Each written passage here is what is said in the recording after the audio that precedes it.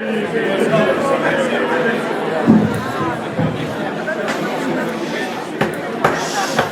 vous voulez bien faire un peu de silence, merci. À la demande des camarades des OSDD 49, je vous présente la situation syndicale au sein de Pôle emploi. Tout d'abord, quelques éléments de contexte.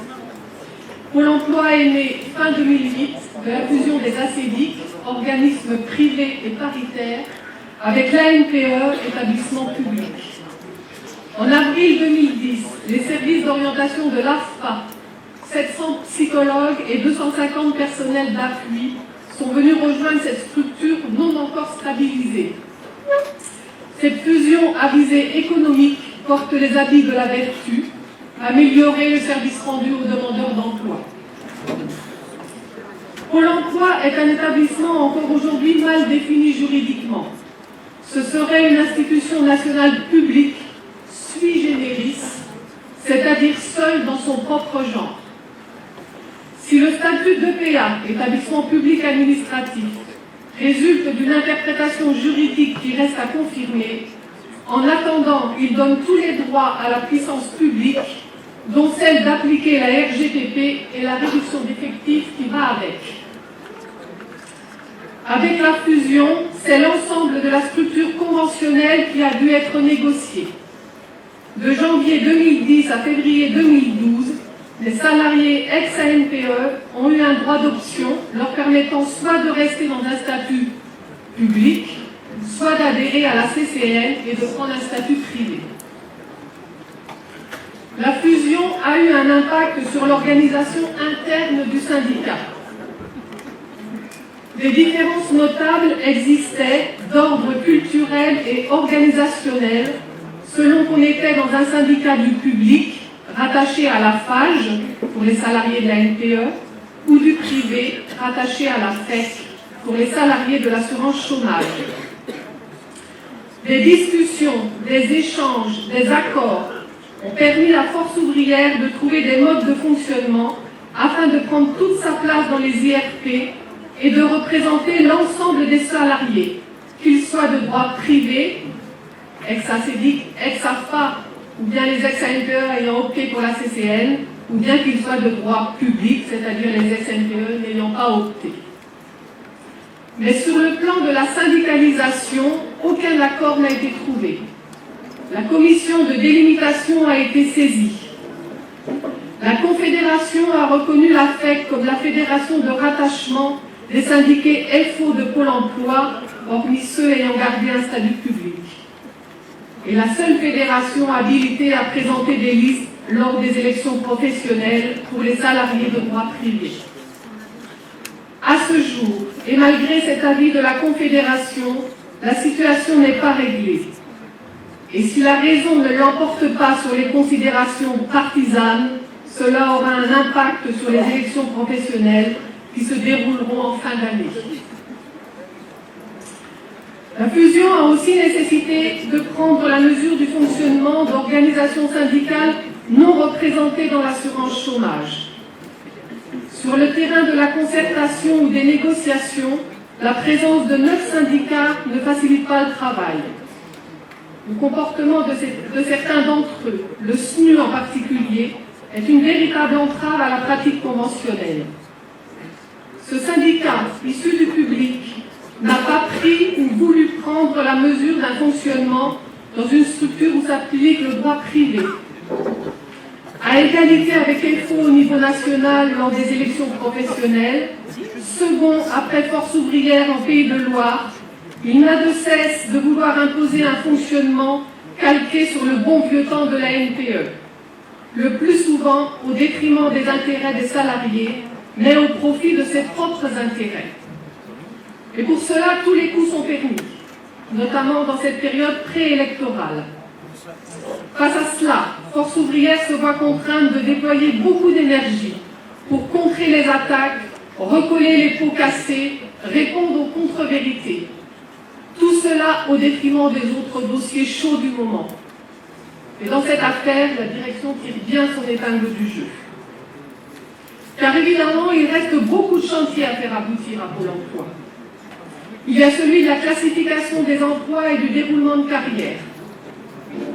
Force ouvrière se bat pour que les métiers soient reconnus au sein de Pôle emploi afin d'éviter ce que la direction aimerait mettre en place, la fusion des identités professionnelles.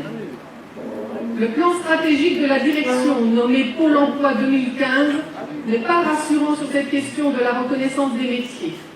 De plus, il laisse une large part à la sous-traitance, externalisant ainsi le travail et la question des modalités de sa réalisation.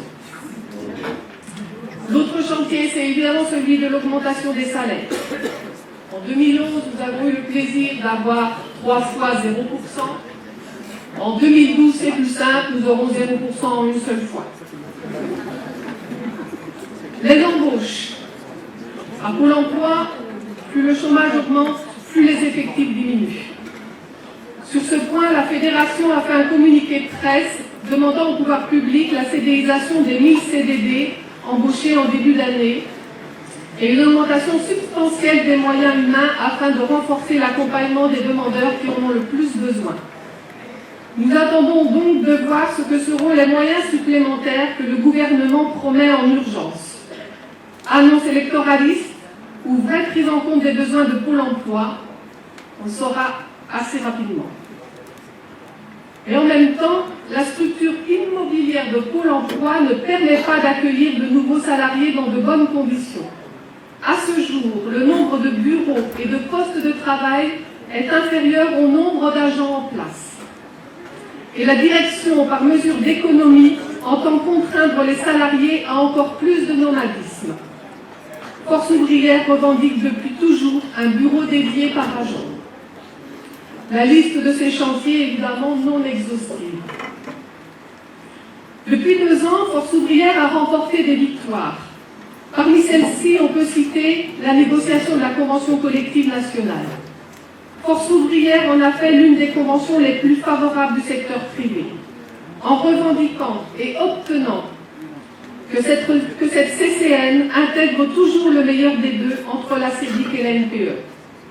Aujourd'hui, à la fin du droit d'option, 90% des agents de Pôle emploi sont de droit privé. Ils représentent même 92% des salariés des Pays de Loire. Une autre victoire, c'est la signature d'un accord d'adaptation pour l'intégration des personnels transférés de l'AFPA. Cet accord permet aux ex-AFPA de bénéficier de l'ensemble des dispositions de la CCN. Et point majeur, il reconnaît le métier de psychologue du travail à Pôle emploi. Il y a eu également l'abandon par la direction du projet de mise en place d'une part variable de rémunération qui aurait été propre à introduire une mise en concurrence malsaine des salariés entre eux. Il y a également le maintien des avantages acquis pour la retraite dans leurs établissements d'origine pour les salariés ex-EURAG et ex-AFPA. Ce combat, il faut la mener longtemps tout seul face à des syndicats plutôt passifs sur ce sujet. Il y a eu également le maintien des accords locaux régionaux, notamment celui sur le déroulement de carrière. Cet accord a une incidence importante sur les évolutions de salaire, d'autant plus dans cette période où les augmentations générales sont inexistantes. Ces victoires, mes camarades, sont celles d'un syndicat déterminé et offensif. Les décisions à prendre, tant au niveau national que régional, font l'objet de concertation et de débats. Il est cependant important de poursuivre le travail pour que chaque syndiqué, dans chaque agence, se sente partie prenante des orientations prises par le syndicat et que, au-delà des différences liées aux origines de chacun se retrouve dans un syndicat qui rassemble. C'est un travail de terrain que Force ouvrière en Pays de Loire mène depuis la création de Pôle emploi. Ce travail porte ses fruits. Malgré les difficultés, malgré les tourmentes, le taux de syndicalisation n'a pas faibli. Aujourd'hui, et plus encore dans cette période préélectorale, nous devons poursuivre cette unification qui nous permettra de confirmer notre place de premier syndicat au sein de Pôle emploi. Je vous remercie.